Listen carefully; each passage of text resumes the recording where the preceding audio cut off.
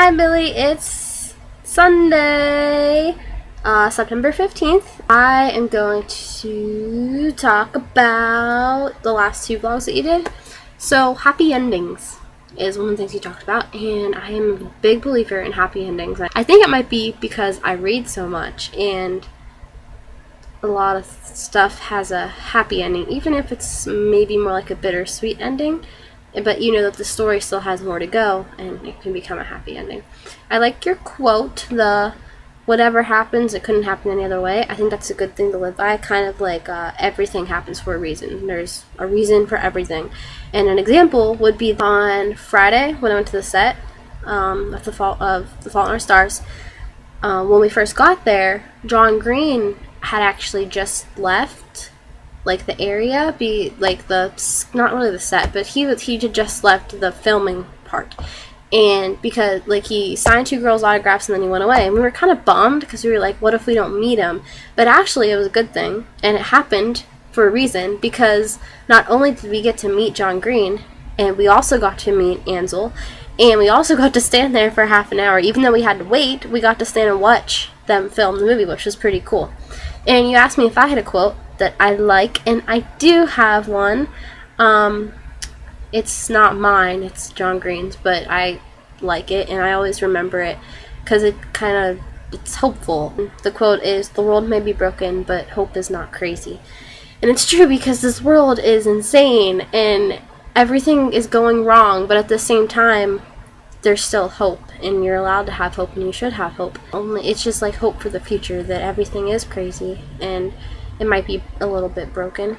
Yeah, it is broken, but hope's always going to be there, and it's not crazy for you to have hope. You're allowed to have hope. You're supposed to have hope. It's supposed to be a good thing. There's this part in the movie Phoebe in Wonderland where she asks her mother if it's a bad thing. She's a little girl. You've seen it.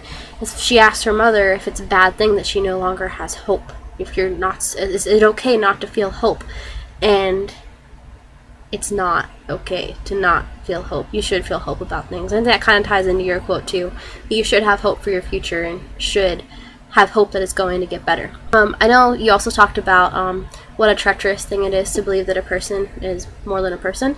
And to apply to John Green, I wanted to tell you this. I didn't get a chance to in my vlog. I forgot. It's very true, because we went to the set and we were talking to John and Ansel, and it's amazing. You have these people on such high pedestals and so high up there in your life. Like, John Green's my favorite person in the entire world, but they are just people. They're kind of awkward, and they were kind of awkward, kind of like they didn't know what to say, didn't know what to do with us, kind of like they were just as nervous to meet us as we were to meet them.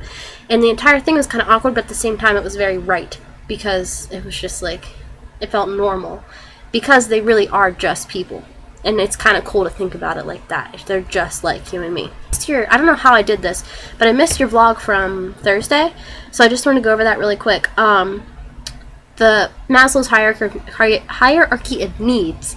I don't believe in it. I don't think it's accurate in any way, shape, or form at all. I don't need to have sex to be a creative person and self-actualize. I don't think that's a necessity, but I just wanted to point that out there, that you don't need to do it in order. You cannot have money and still be able to self-actualize, or not have a family and still be able to self-actualize. I don't believe in it at all. It's not right. You should strive for all of those things, because it's important to have those aspects in your life, but you don't have to do it in the order that he says you do. I don't think it's right at all. What you're talking about is called the corpus callosum. It's what connects the two hemispheres of your brain, and epileptic people cut it. And that means that the two sides of your brain cannot sometimes communicate with each other. But what you were talking about with the break in object recognition is actually called agnosia, okay? And it's where you can see everything in your world, but you can't put those features together, kind of. I can see that this is a computer that I have in front of me, but I can't put the features together. I can't recognize them A lot of people have facial agnosia, where they can't recognize faces, even their own. It's kind of hard to explain, but to be able to recognize objects, which is what you're talking about, object recognition, you need to be able to recognize parts of that object, but not only recognize those parts, but put those parts together. So I don't really know how it relates to the corpus callosum and having that cut. I don't know how it relates to that, but agnosia is when you can't put things together, so that affects your object recognition. And some people can look at something and have no idea what it is, but when they touch it or feel it in their hands, they're able to tell you what it is. It's like a visual versus sensory type of thing. But that's pretty much like the object recognition thing. This water bottle, in my head, I see the spherical form here, I see the lid here, I see this like top thing, and I can put it together and say this is a water bottle. But people with agnosia see all the parts but can't put them together. If you tell them to draw something, or like you give them an image to draw and tell them to copy it, they have all the parts in it. You can look this up. They have all the parts in it, but they can't figure out why it doesn't look like the one that they see. And it's because their brain isn't able to connect all those pieces together and put them together. So it's called agnosia, what you're describing. I don't know what it has to, if it has anything to do with the corpus callosum, if it's cut, but that's something that happens there.